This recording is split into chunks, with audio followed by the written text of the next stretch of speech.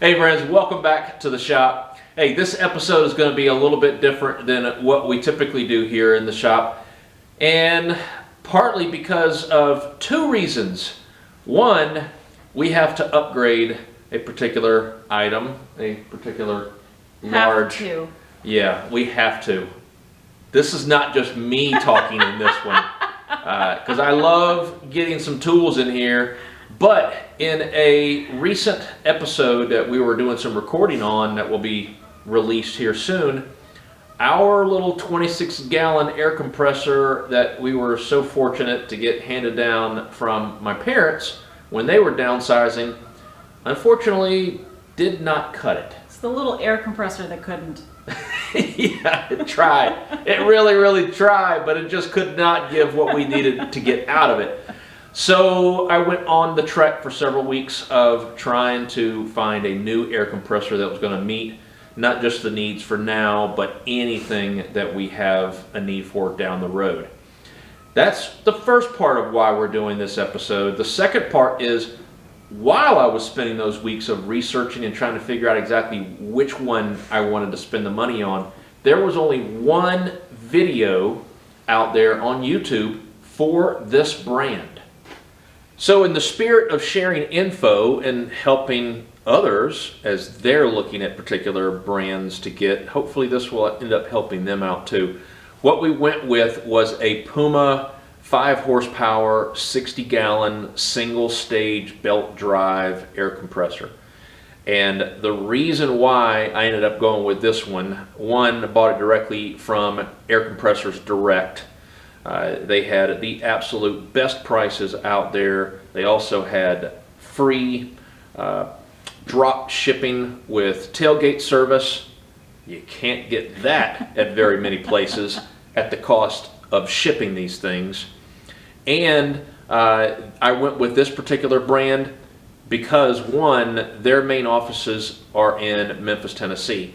Not too far from us, so if I can't get the service that I need over a telephone, I have no problem jumping in the car and driving 5 hours in order to be able to get the service that I need. She laughs, but it's a hell of a lot better than dealing with some of other brands that really steered me away based on comments on how poor the service was.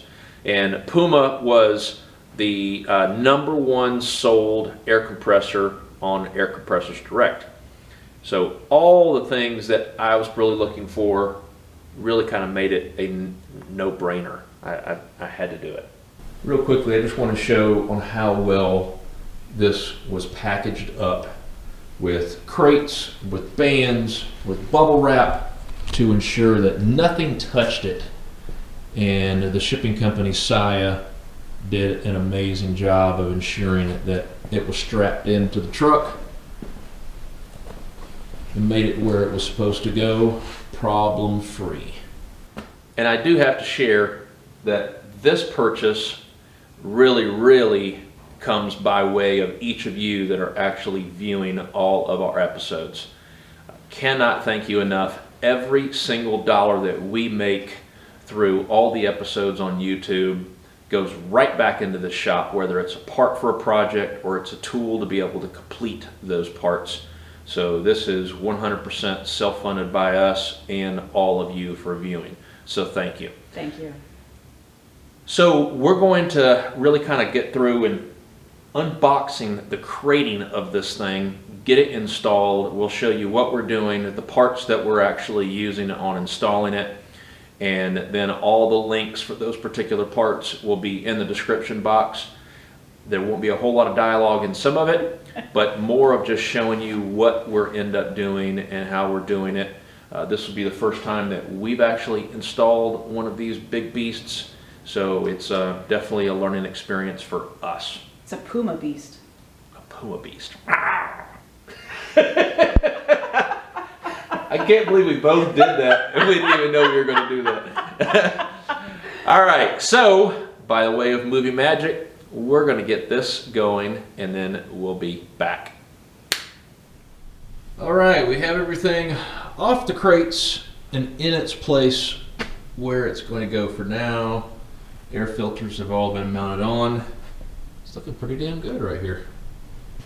So now to go ahead and mount it, because we were not keeping it on the pallet. We want to make sure that it is secure as we could possibly make it. And part of that will be with these drop-in anchors. I got these on Amazon, so the links for all this stuff is going to be in the description box. But these had the best ratings from other shoppers, so I think these will end up working out pretty well. And then of course you're going to put it in concrete. You need to have some anti-vibration pads. So also picked up a pack of these. I like these. One, they've got some serious thickness to them, but the holes are also pre-drilled. I'm not sure if you can actually see that. You can probably see them a little bit there. Some of the pads do not come with pre-drilled holes, so anything I can do to make this job easier, that's all for me.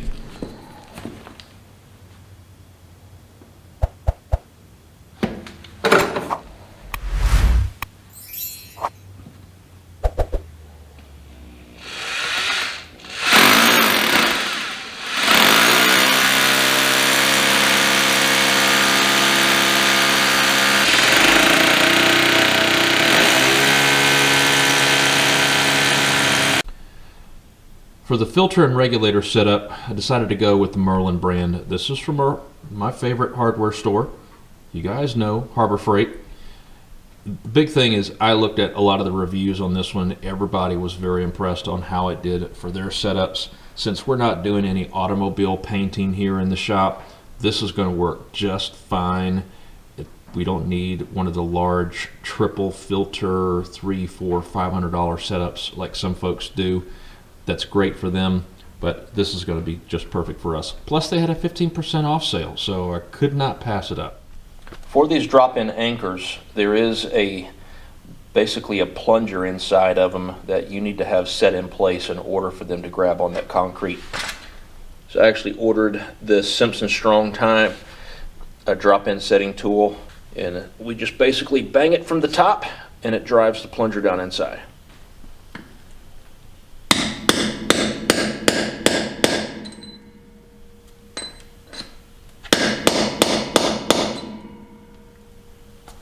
It is not coming out now.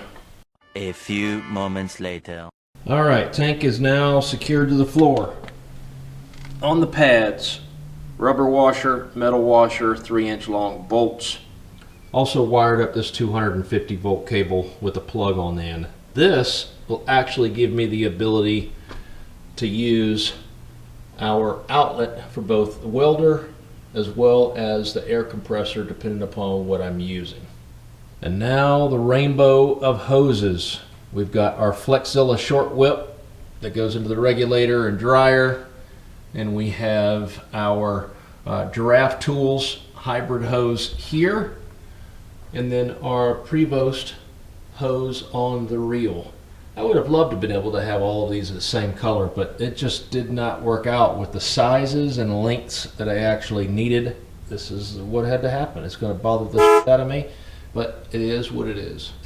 All right, went ahead and ran the break-in period, which is just opening up the drain cock on the bottom and running with no load for 20 minutes straight. So that's done. Now all that's left is just to plug in a tool and try it out.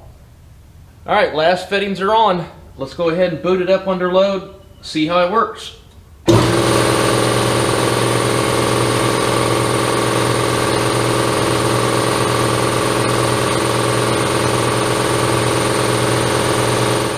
A few moments later.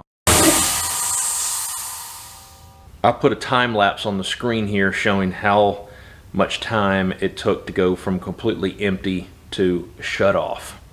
All right, big moments now. Opening up the line, adding in the air for the regulator, and then testing with the tools. That's really good.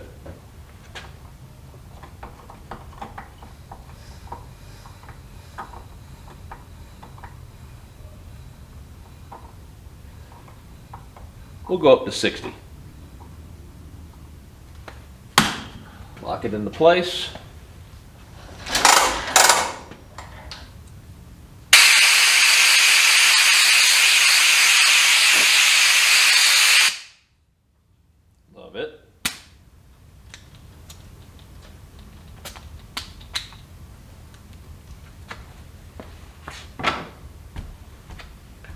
why I went with the Provost lines, this patented button here for the quick release on all the tools.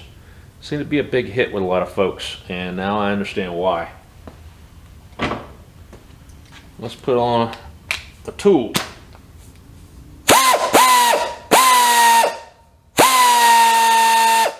It's holding great pressure.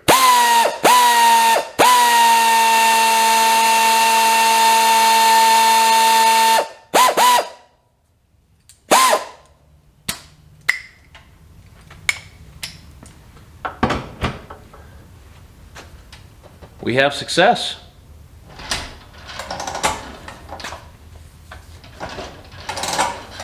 All right, we're going to wrap this episode up. I got big jobs that I need to jump into starting now, or at least getting back to now that this thing is fully operational. So thank you once again for checking out this episode. Go ahead and smack that like button if you are actually checking out one of these and this has helped you out. Until next episode, we hope you take care, stay safe, and we'll see you soon. Bye.